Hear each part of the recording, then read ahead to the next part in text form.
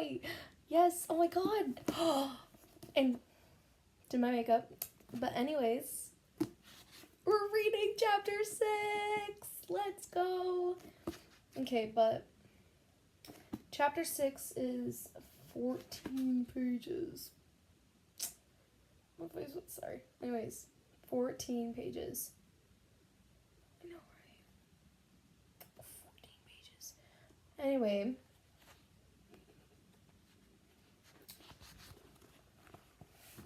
Chapter 6 starts on page 87 if you're following along in your own book.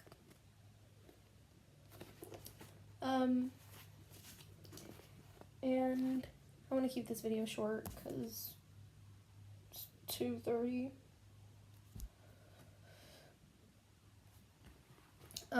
So let's get started. 6. Scary stories.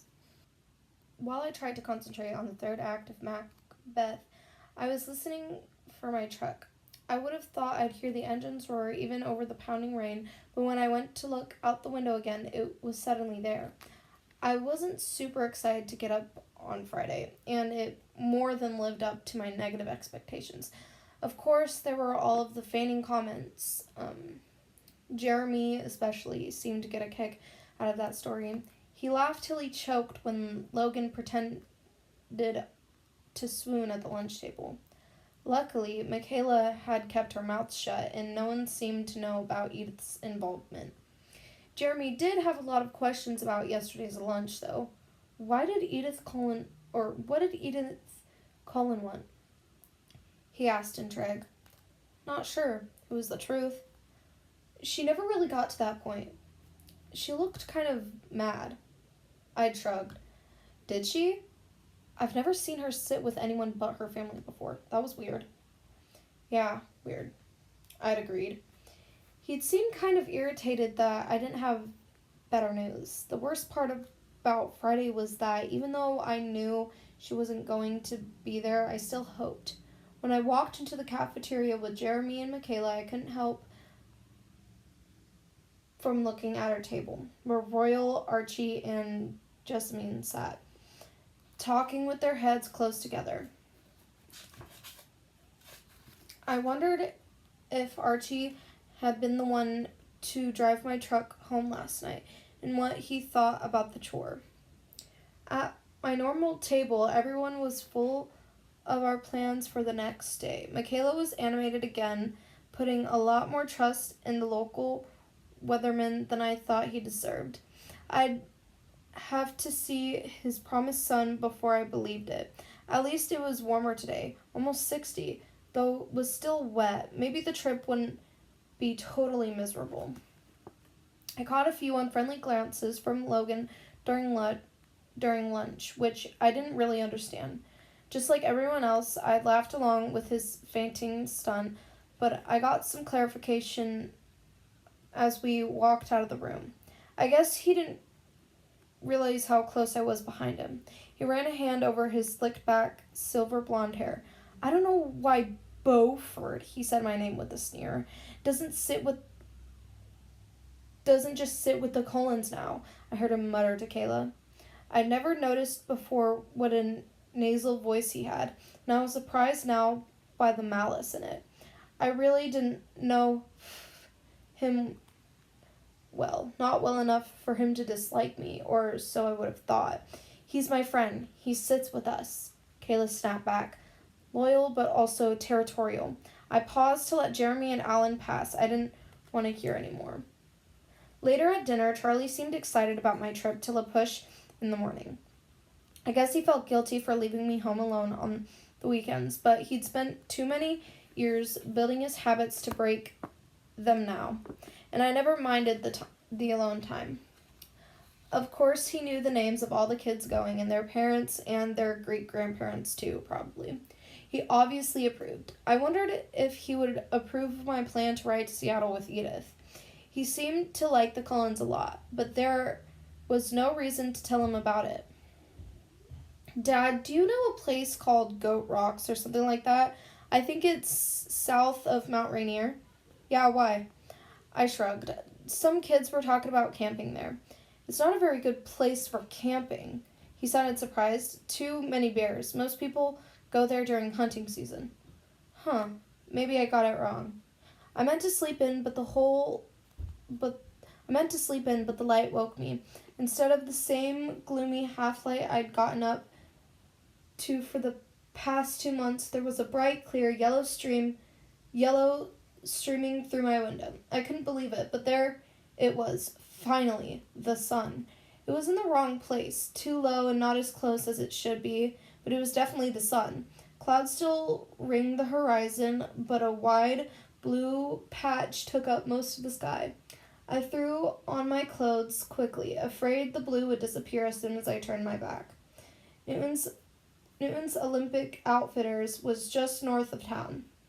I'd seen the store, but never stopped there, not having much desire for the supplies needed to intentionally stay outdoors over an extended period of time. In the parking lot, I saw Michaela's Suburban and Taylor's Sentra. As I pulled up next to their vehicles, I saw the kids standing around in front of the Suburban. Erica was there and 2 other girls I knew from class. I was pretty sure their names were Becca and Colleen. Jeremy was there, flanked by Alan and Logan. 3 other guys stood with them, including one I remembered falling over in gym on Friday.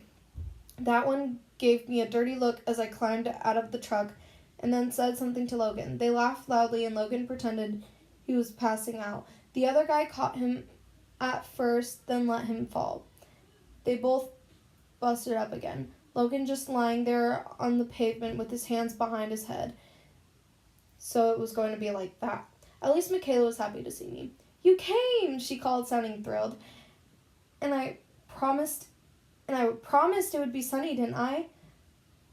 I told you I was coming. We were just waiting for Leanne and Sean, unless you invited someone, she added. Nope, it's just me. I lied lightly, hoping I wouldn't get caught. But then again, it would be worth getting caught out if it meant I could spend the day with Edith. Michaela smiled. "Do you want to ride with me? It's either that or Leanne's mom's minivan." "Sure." Her smile was huge. It was so easy to make her happy. "You can have the shotgun," she promised, and I saw Jeremy look up at us with a scowl. Look up at us and then scowl. Not so easy to make Michaela and Jeremy happy at the same time. The numbers worked out, though. Leanne brought 2 extra people, so every space was necessary. I made Jeremy climb in before me, so he was wedged between Michaela and me in the front seat of the Suburban. Michaela could have been more gracious about it, but at least Jeremy seemed appeased. It was only 15 miles to the push from Forks, with thick green forest edging the road most of the way and the wide Quileute River snaking beneath it twice. I was glad I had the window seat. We'd roll the windows down. The Suburban was claustrophobic with 9 people in it, and I tried to absorb as much sunlight as possible. I'd been to the beaches around La Push lots of times during my Forks summers with Charlie. So the long mile crescent of First Beach was familiar. Still breathtaking, though. The water was dark gray, even in the sunlight, white-capped and heaving on to the rocky shore. Islands rose out of the steel harbor waters with sheer cliff sides, each with a spiky crown of black firs. The beach had only a thin border of actual sand at the water's edge. After that, it was a million smooth rocks that looked uniformly gray from a distance. But close up, there were every color a stone could be. The tide line was piled with huge driftwood trees, bleached white by the salty waves, some piled together against the forest's edge, and some lying alone just out of reach of the waves. There was a strong breeze coming off the waves, cool and briny. Pelicans floated on the swells while seagulls and a lone eagle circled above them. The clouds still crowded the edges of blue sky, but now the sun shone warmly in its backdrop of blue. We trudged through the thick sand down to the beach, Michaela leading the way to a circle of driftwood logs that had clearly been used for parties before. There was a fire ring already in place, filled with black ashes. Erica and the girl I thought was named Becca gathered broken branches of driftwood from the driest piles against the forest edge, and soon had a teepee-shaped construction built atop the old cinders. "Have you ever seen a driftwood fire?" Michaela asked me. I was sitting on one of the bleached benches. Jeremy and Alan sat on either side of me, but most of the other guys sat across the circle from us. Michaela knelt by the fire, holding a cigarette lighter to one of the smaller pieces of kindling. "No," I said as she placed the blazing twig carefully atop the teepee. "You'll like this then. Watch the colors." She lit another small branch and laid it alongside the first. The flame started to lick quickly up the dry wood. "It's blue," I said in surprise. "The salt does it. Cool, isn't it?" She lit one more piece and placed it where the fire hadn't yet caught, and then came to sit by me. Luckily, Jeremy was on her other side. He turned to Michaela and started asking her questions about the plan for the day. I watched the strange blue and green flames crackle upward. After a half hour of talk, some of the girls wanted to hike to the nearby tide pools, but most of the guys wanted to head up to the one shop in the village for food. Oh, there's something on the back of my book. Okay, I think I got it. What was bugging me? What was that? Got it though. Okay. I wasn't sure which side to join. I wasn't hungry, and I loved the tide pools. I'd loved them since I was just a kid. They were one of the only things I ever looked forward to when I came to Forks. On the other hand, I'd also fallen into them a lot. Not a big deal when you're 7 and with your dad. It reminded me suddenly of Edith. Not that she wasn't always somewhere in my thoughts, and how she told me to not fall into the ocean. Logan was the one who made my decision for me. He was the loudest voice in the argument, and he wanted food. The group splintered into 3 pieces.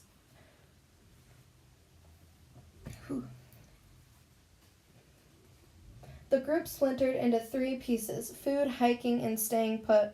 With most people following Logan, I waited until Taylor and Erica had committed to going with him before I got up quietly to join the pro-hiking group. Michaela smiled wide when she saw that I was coming. The hike was short, but I hated to lose the sun in the trees.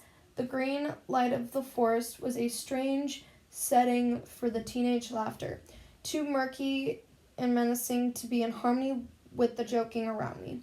I had to concentrate on my feet and head, avoiding roots below and branches above, and I fell behind. When I broke through the dark edge of the forest and found the rocky shore again, I was the last one. It was a low tide, and a tidal river flowed past us on its way to the sea. Along its rocky banks, shallow pools that never completely drained were filled with tiny sea creatures. I was cautious not to lean too far over the little ocean ponds. The others were reckless, leaping over the rocks, perching precariously on the edges. I found a stable-looking rock on the fringe of one of the largest pools and sat there, totally entertained by the natural aquarium before me. The bouquets of Anemones rippled in the invisible current. Hermit crabs scurried through the edges in their spiraled shells. Starfish stuck motionless to the rocks in each other, and one small black eel with white racing stripes wove through the bright green weeds, waiting for the sea to return. Watching took most of my attention except for the small part of my mind that was wondering what Edith was doing now, and trying to imagine what she would be saying if she were here instead. Suddenly everyone was hungry, and I got up stiffly to follow them back. I tried to keep up better this time through the woods, so naturally I tripped. I got some shallow scrapes on my palms, but they didn't bleed much. Ooh. Ooh, wow. So. When we got back to the first beach, the group we'd left behind had multiplied, and as we got closer, I could see the shining straight black hair and copper skin of the new arrivals. Teenagers from the reservation come to socialize. Food was already being passed around, and the hikers hurried to claim a share. Erica introduced us to the new kids as we each entered the driftwood circle. Alan and I were the last to arrive, and as Erica said our names, I noticed a younger girl sitting on the ground near the fire look up at me with interest. I sat down next to Alan, and Michaela joined us with sandwiches and sodas. The girl, who looked to be the oldest of the visitors, rattled off the names of the 7 other girls with her. All I caught was one of the boys was also named Jeremy, and the girl who noticed me was named Julie. It was relaxing to sit next to Alan. He was an easy person to be around. He didn't feel the need to fill every silence with talk, leaving me free to think while we ate. And what I thought about was how strangely time seemed to flow in forks, passing in a blur at times with single images standing out more clearly than others, and then at other times every second was significant, etched into my mind. I knew exactly what caused the difference, and it was troubling. Okay. Sorry about that. Where am I? Okay. During lunch, the clouds started to move in, darting in front of the sun momentarily, casting long shadows across the beach and blackening the waves. As they finished eating, people started to drift away in 2s and 3s. Some walked to the edge of the waves, trying to skip rocks across the choppy surface. Others were gathering a second expedition to the tide pools. Michaela, with Jeremy shadowing her, headed up to the little store. Some of the local kids went with them. Others went along on the hike. By the time they all had scattered, I was sitting alone on my driftwood log with Logan and Taylor talking by the CD player someone had brought, and 3 teenagers from the reservation, including the girl named Julie and the oldest girl who had acted as spokesperson. A few minutes after Alan left with the hikers, Julie came over to take his place by my side. She looked 14, maybe 15, and had long, glossy black hair pulled back with a rubber band at the nape of her neck. Her skin was really beautiful, like coppery silk. Her dark eyes were wide set above her cheekbones, and her lips were curved like a bow. It was a very pretty face. However, my positive opinion was damaged by the first words out of her mouth. "You're a Beaufort Swan, aren't you?" It was like the first day of school all over again. "Beau," I sighed. Right, she said like she'd already known that. I'm Julie Black. She held out her hand. You bought my mom's truck. Oh, I said, relieved, shaking her warm hand. Bonnie's your mom. I probably should remember you. No, I'm the youngest of the family. You would remember my older brothers. And suddenly I did. Adam and Aaron. Charlie and Bonnie's husband, George, I remembered now. He died a few years back, car accident or something, and Charlie had been really sad. Had thrown us together a lot during my visits to keep us busy while they fished. We never made much progress as friends. Of course, I'd objected often enough to end the fishing trips by the time I was 11. Adam and Aaron and Jules, wasn't it? She smiled. You do remember. No one's called me that since my brothers left. They aren't here? I examined the boys at the ocean's edge, wondering if I would be able to recognize them now. Jules shook her head. No, Adam got a scholarship to Washington State, and Aaron married a Samoan surfer. He lives in Hawaii now. Married? Wow. I was stunned. The twins were only a little over a year older than I was. So, do you like the truck? She asked. I love it. It runs great. Yeah, but it's really slow, she laughed. I was so relieved when Charlie bought it. My mom wouldn't let me work on building another car when we had a perfectly good vehicle right there. It's not that slow, I objected. Have you tried to go over 60? No, I admitted. Good. Don't. She grinned. I couldn't help grinning back. It does great in collision, I offered in my truck's defense. I don't think a tank could take out that old monster, she agreed with another laugh. So you build cars? I asked, impressed. When I have free time and parts. You wouldn't happen to know where I could get my hands on a master cylinder for a 1986 Volkswagen Rabbit?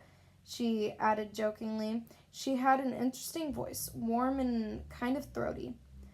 Sorry, I laughed. I haven't seen any lately, but I'll keep my eyes open for you, as if I knew what that was.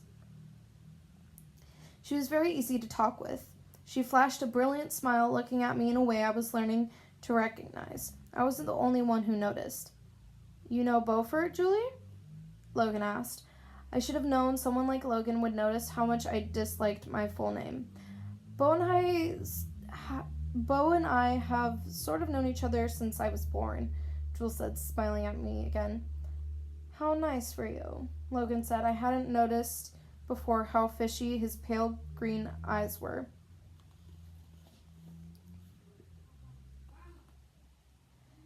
Jules raised her eyebrows at his tone. Yes, isn't it wonderful? Her sarcasm seemed to throw Logan off, but he wasn't done with me yet. Beau, Taylor and I were just saying that it was too bad none of the Cullens could come out today. Didn't anyone think to ask them? He looked at me like he knew I asked Edith to come, and thought it was hilarious that she turned me down, only it hadn't felt like rejection in the moment. It felt like she wanted to come with me but couldn't. Had I read her wrong? My worries were interrupted by a strong, clear voice. You mean Dr. Corinne Cullen's family? It was the older girl who had first introduced the local kids. She was even older than I'd thought, now that I looked at her closer. Not really a girl at all, but a woman. Unlike Julie's, her hair was cut short as a boy's. She was standing now, and I saw that she was almost as tall as I was. Logan glared up because he was shorter than she was, irritated because she'd spoken before I could respond. Yes, do you know them? He asked in a patronizing tone, only half turned toward her. The Cullens don't come here, she said, and in her clear, forceful voice. It sounded less like an observation and more like a command. She'd had ignored his question, but clearly the conversation was over. Taylor, trying to win back Logan's attention, asked if his opinion of the CD she held. Asked his opinion of the CD she held. He was distracted. I stared at the woman. She stood with a confident, straight posture, looking away toward the dark forest. She said that the Cullens didn't come here, but her tone implied something more, that they weren't allowed to come, and that they were prohibited from coming here. Her manner left a strange impression with me that I couldn't shake. Jules interrupted my meditation. So, is Forks like driving you insane yet? I frowned. Possibly. I was literally insane at this point. I'd say that's an understatement. She grinned sympathetically. I was still turning over the woman's brief comment on the Cullens and piercing it together with what I read from Edith's reaction the other day. I looked at Jules, speculating. What? She asked. You want to take a walk down the beach with me? She looked at Logan, then back to me with a grin. Yeah, let's get out of here.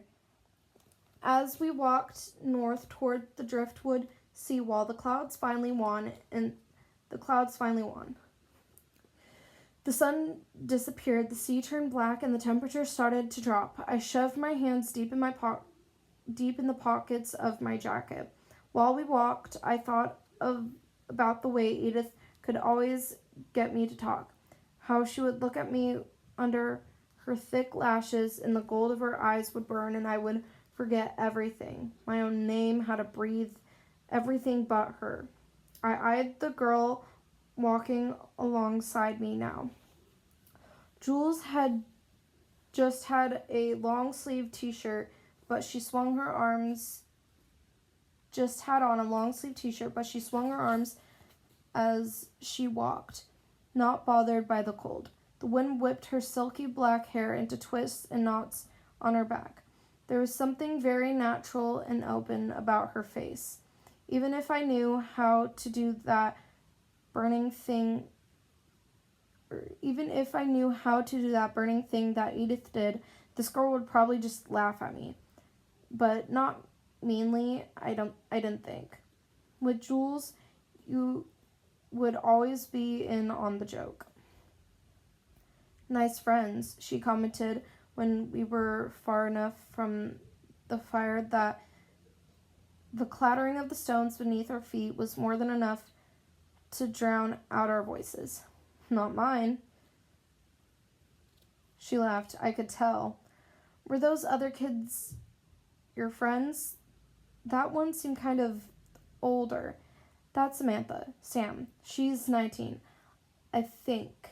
I don't hang out with her. One of my friends was there before, Quill. I think she went up to the store. I don't remember which one she was. She shrugged. I didn't catch many names either. I only remember yours because you used to pull my hair. I did? I'm so sorry. She laughed. Your face. No, that was just my brother's. But I totally could have convinced you that you were guilty.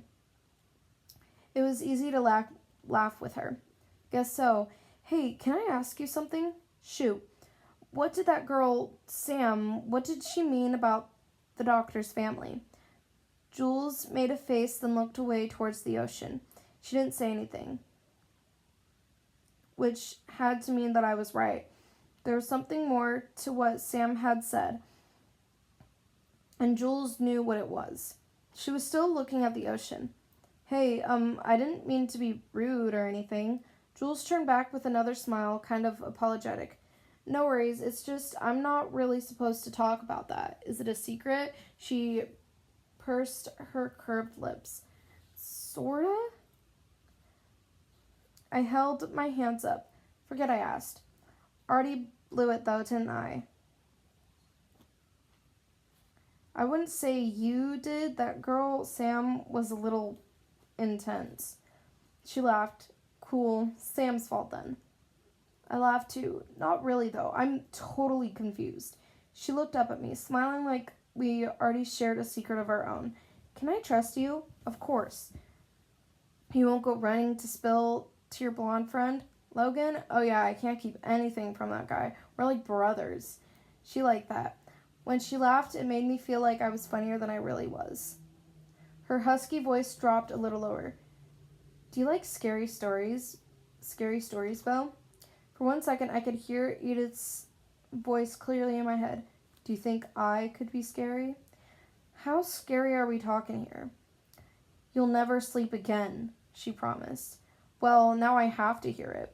She chuckled and looked down, a smile playing around the edges of her lips. I could tell she would try to make this good. We were near one of the bleached logs now, where a huge white skeleton with the appended roots all tangled out like 100 spider legs. Jules climbed up to sit on one of the thicker roots while I sat beneath her on the body of the tree. I tried to seem only interested as I looked at her, not like I was taking any of this seriously.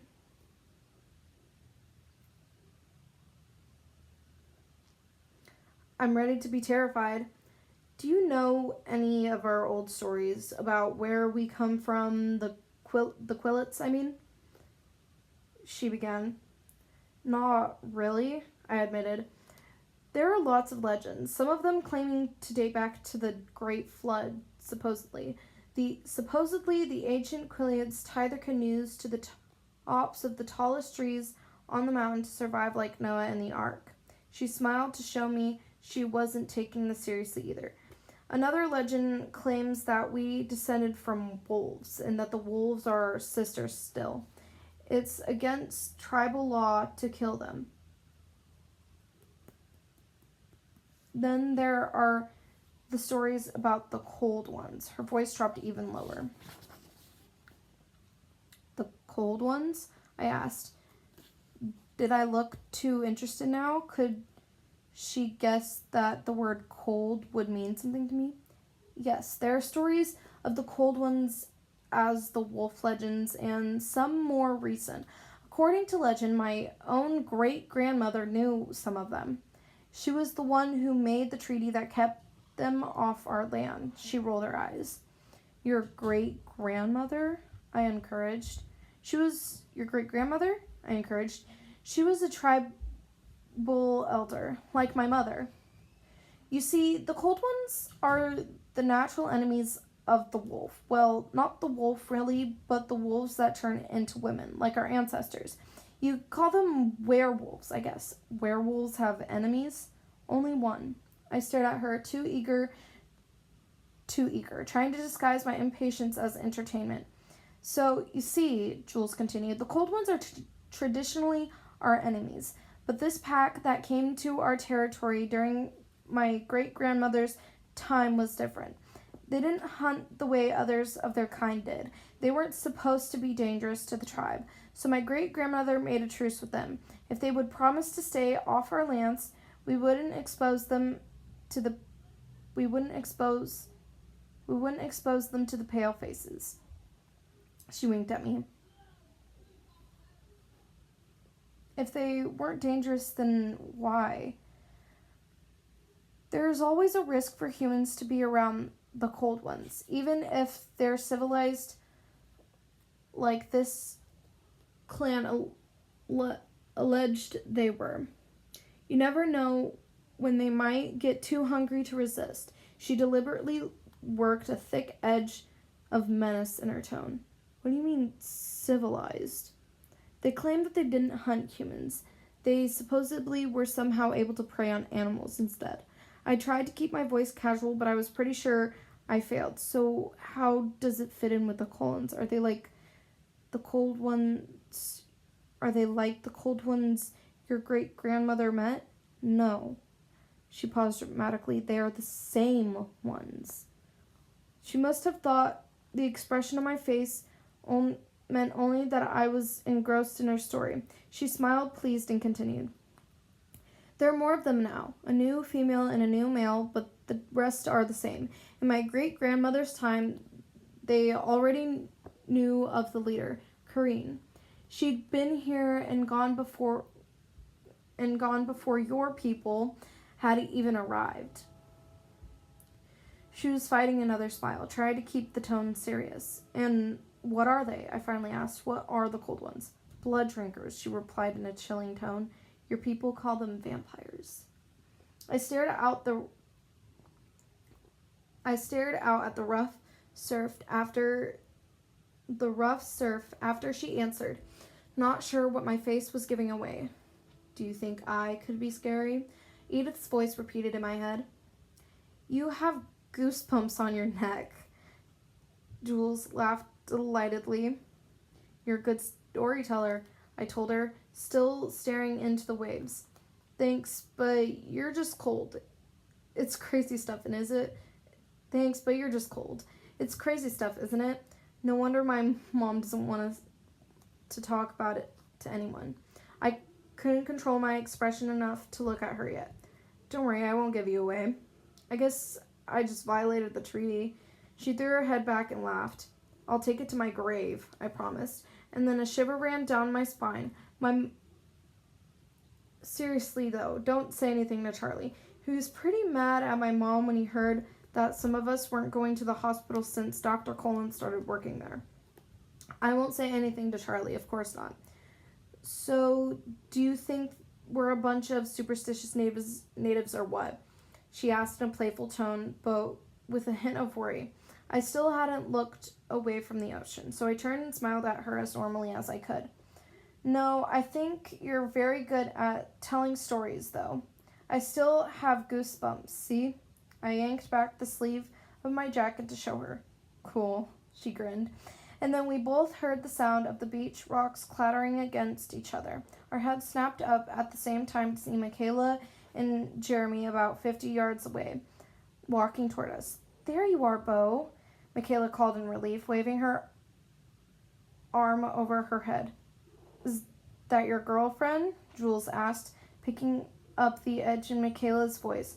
I was surprised it was so obvious. No, why does everyone think that? Jules snorted. Maybe because she wants them to? I sighed. You ever need a break from these friends of yours, let me know. That sounds cool, I said, and I meant it. I didn't know if it was because we known each other long. That sounds cool, I said, and I meant it. I didn't know if it was because we known each other longer, if not well, or if it was because Jules was so easygoing. But I already felt more comfortable with her than I did with any of the kids I'd be riding home with. Michaela had reached us now, with Jeremy a few paces back, struggling to keep up. Michaela looked Jules up and down once, then turned to me in a move that was strangely dismissive of Jules. Jules snorted quietly again. Where have you been? Michaela asked, though the answer was right in front of her. Jules here was just giving me the guided tour of First Beach. I smiled at Jules, and she grinned back. Again, it was like we had a shared secret. Of course, that was true now. Well, Michaela said, eyeing Jules again, we're packing up. Looks like it's going to rain. We glanced up. The clouds were thick and black and very wet looking. Okay, I said, I'm coming. It was nice to see you again, Jules emphasized, and I guess she was messing with Michaela. It really was. Next time Charlie comes down to see Bonnie, I'll come with. Her grin stretched across her entire face, showing her straight white teeth. That would be cool. And thanks, I added in a low voice, not quite casual enough. She winked at me. I pulled up my hood as we trudged across the rocks toward the parking lot. A few drops were beginning to fall, making black spots on the stones where they landed. When we got to the Suburban, the others were already loading everything back in. I crawled into the back seat by Alan and Taylor, announcing that I'd already had my turn in the shotgun position. Alan just stared out the window at the building storm, and Logan twisted around in the middle seat to occupy Taylor's attention, so I was free to lay my head back over the seat, close my eyes, and try very hard not to think. And that is the end of chapter 6. Whew.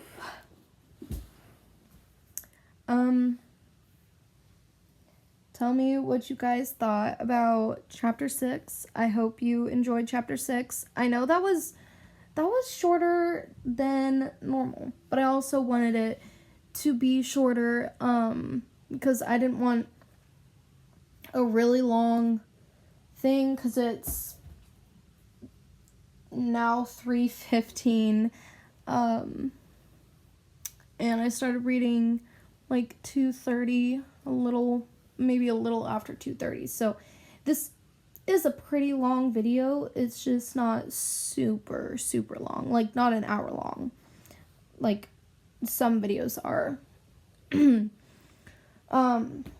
But that was chapter 6 of Life and Death. We ended on page 100, and chapter 7 starts on 101.